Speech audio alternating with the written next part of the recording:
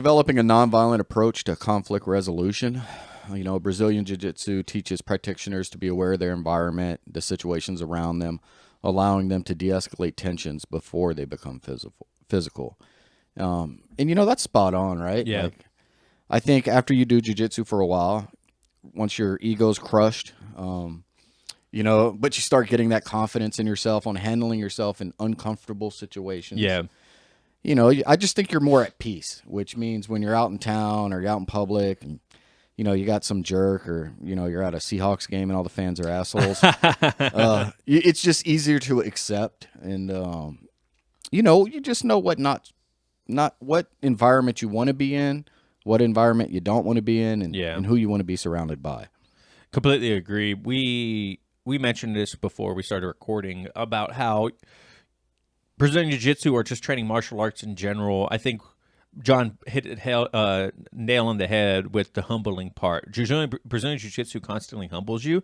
So I think when you go out in town and you're in these, high stress environments, or you're in these situations where, someone might be trying to start a fight or get a little aggressive, because we're constantly humbled and we know our limitations and we know what our limitations and where we excel, it's a lot easier to be calm when someone else is, about to see red. Yeah. You're like, Go ahead and see it. You're Yeah. like, all right, man, whatever. Look, I don't really want to fight you. Let's just go our separate ways. This is a lose-lose for both of us, no matter what. So, it's just, you become a lot more level-headed and aware of violence is not the answer, because we practice, it sounds kind of cheesy, but because we practice violence on each other for fun, and people compete and whatnot. So when we look at conflict, we're like, look, dude, it's not worth it. Like, I don't want to fight you. You win. I'm good. Like the Gracies talk about it, Jocko talk about Yeah. it. You know what I mean? Like, you win. It's whatever you want out of this situation, you win. I'm good. But it's nice knowing that if someone does put their hands on you or gets to the point where you do feel you need to, resolve it physically, that hopefully because of your jujitsu or whatever other martial arts you do, you have a little bit more confidence in it. Yeah, and if you ask me, like, how do I tie that into philosophy? Well, normally, a student of philosophy, you're training. You're not an animal. You're not a base animal. It trains you to think about smart decisions, how to master your emotions, your control, how to accept the way other people are acting. And I feel like that's how that ties into jiu-jitsu. Yeah. Like, when you're getting smashed by that, 250-pound monster, accept that situation. You got to be calm, rational. You're not some wild animal that's just going to start thrashing around Yeah. and hurting people. Yep. I feel like that's how those two tie together for me. Yeah, I completely agree. For number 2, it is learning to understand and accept loss. Man, if this is not true. Look, Brazilian Jiu-Jitsu requires practitioners to accept defeat, helping them develop an understanding of importance of resilience and in the face of adversity, is what our little thing says. And it's completely true. Like, your whole first 6 months are a majority of what you think are going to be losses, right? There are victories in there, an understanding a technique, applying a technique, lasting without being submitted.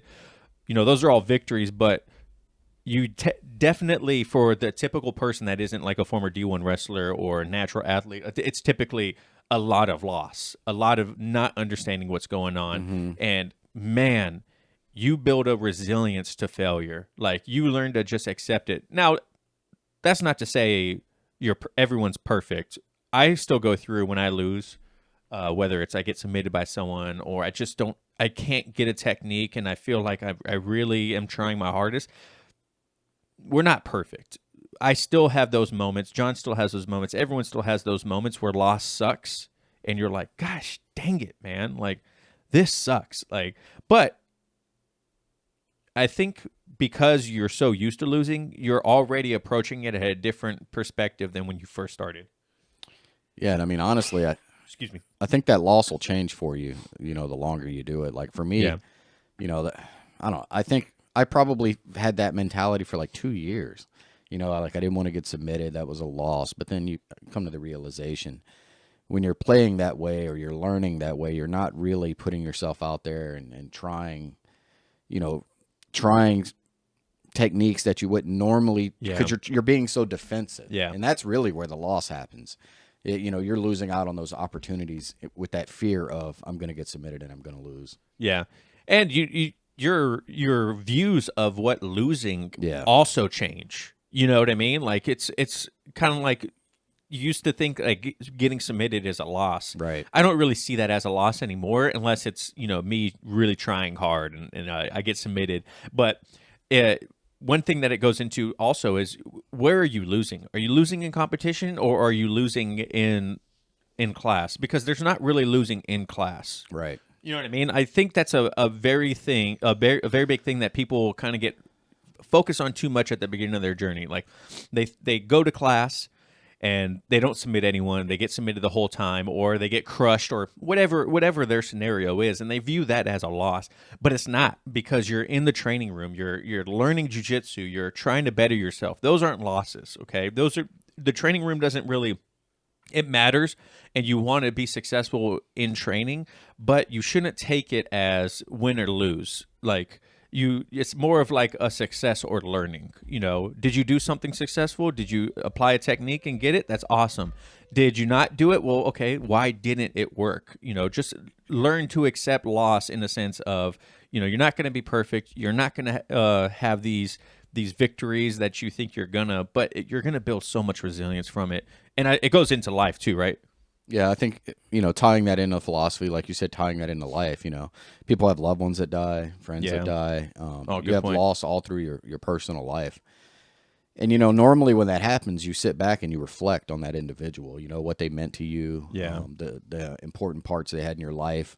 And, you can kind of go the same way with jiu-jitsu, right? You reflect, you look at what's going on, what's happening, like, if I'm going to reflect over the last 5 years of my journey with jiu-jitsu, what were the great points, what were the low points? But at the end, you'll find out like how it was valuable to you and what you found important during that journey. Yeah, absolutely. That's a great point. And that should be like a little memoir, like an opening.